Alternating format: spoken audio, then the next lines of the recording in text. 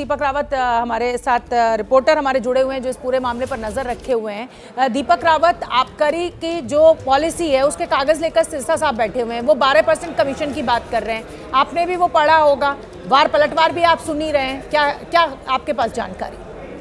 देखिए, जो आबकारी नीति लाई गई थी उसमें कई सारे तथ्य रखे गए थे। तब सरकार का यही कहना था कि पहले जो बिचौलिए होते थे या पहले की जो दुकानें होती थी उसमें इस तरीके से पैसा होता था कि उसमें से कई सारे जो चीज़ें हैं वो सरकार को बताई नहीं जाती थी या सरकार को पता ही नहीं चलता था। टैक्स जो है वो एक रकम जो तय की गई थी वो रकम पहुँच तो जाती थी, लेकिन बाकी रकम किस हिसाब से दी जा रही है उसका कोई पता ही नहीं होता था। लेकिन अब जो नई आबकारी नीति लेकर आए हैं उसमें एक एक चीज़ को नोट कर दिया गया है कि किसको कितना पैसा जाना है, किसको कितना पैसा नहीं जाना है, क्या टैक्स किस हिसाब से दिया जाना है। पहले मनमाने तरीके से दारू शराब की दुकानें जो हैं वो बाज़ारों में तय की गई थी और उनके रेट तय किए गए थे, लेकिन अब जो है वो रेट जो है ये ज़रूर कहा गया है कि शराब की दुकानें या शराब की दुकान के जो मालिक हैं वो तय करेंगे, लेकिन एक मार्केट रेट के हिसाब से ही तय किया जाएगा, उससे ज़्यादा कोई पैसा नहीं ले सकता है। तो अब यही वजह है कि सरकार ये कह रही है कि पिछले 4 महीने में करीबन 1300 करोड़ का फ़ायदा हुआ है और उस फायदे को वो दिखाने को तैयार भी है और कल को सीबीआई इंक्वायरी के लिए वो उनके पास पहुंचती है। तो जिन तथ्यों की बात मैं अब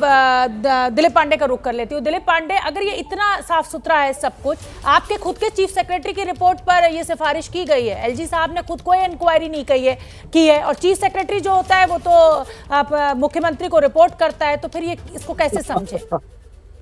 शोभना जी, हम और आप कोई भी इतना मासूम नहीं है कि चीफ सेक्रेटरी जो है कोई रिपोर्ट दाखिल कर रहा है तो किसके कहने पे क्या कर रहा है।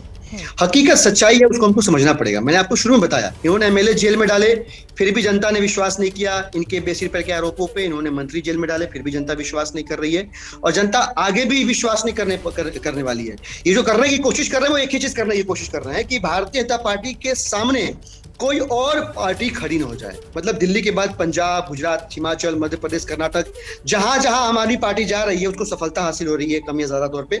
ये इनसे पच नहीं रहा है। इन्होंने 75 सालों में देश का बंटाधार कर दिया। मतलब ऐसा, मतलब आप सीबीआई जांच के लिए तैयार हैं? आप सीबीआई जांच के लिए तैयार हैं? दूध का दूध, पानी का पानी हो जाएगा अगर आप इतने साफ सुथरे हैं तो? दिलीप पांडे, हाँ या ना में जवाब? बिल्कुल, हम तैयार हैं। मैं बता रहा हूँ आपको। बस यही सिरसा साहब, सिंह की औलाद हम माफी की औलाद नहीं है हम लोग। देखिए सिरसा साहब, आम आदमी पार्टी तैयार है, करा लीजिए आप जांच। असल बात क्या है?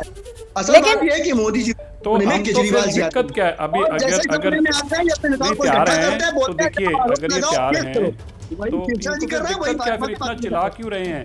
तो अभी तो इंक्वायरी तो हो रही है, कौन सा किसी को बुलाया है? तो कागजों की आप देखिए कह रहे हैं कि लेकिन अकेली आम आदमी पार्टी नहीं है बीजेपी पे जो आरोप लगा रही है। तमाम जो विपक्षी पार्टियां हैं वो बीजेपी के ऊपर यही आरोप लगा रही है कि जहां जहां सरकार मजबूत हो रही है वहां पर बीजेपी मुकदमे दर्ज कर रही है। क्या मजबूरी है मेरी, बताइए। मैं अभी आपको बताती हूँ कि मैंने ओए होए होए होए, नमकीन के चटकारे लेते हुए टकटकी मार के डिबेट शो को पॉज रिपीट कर करके देख रहे हैं जोगिंदर जी। इनकी तरह आप भी देखें अपनी फेवरेट डिबेट्स को रिपीट कर और डाउनलोड कीजिए एबीपी लाइव ऐप अपने स्मार्ट टीवी पर।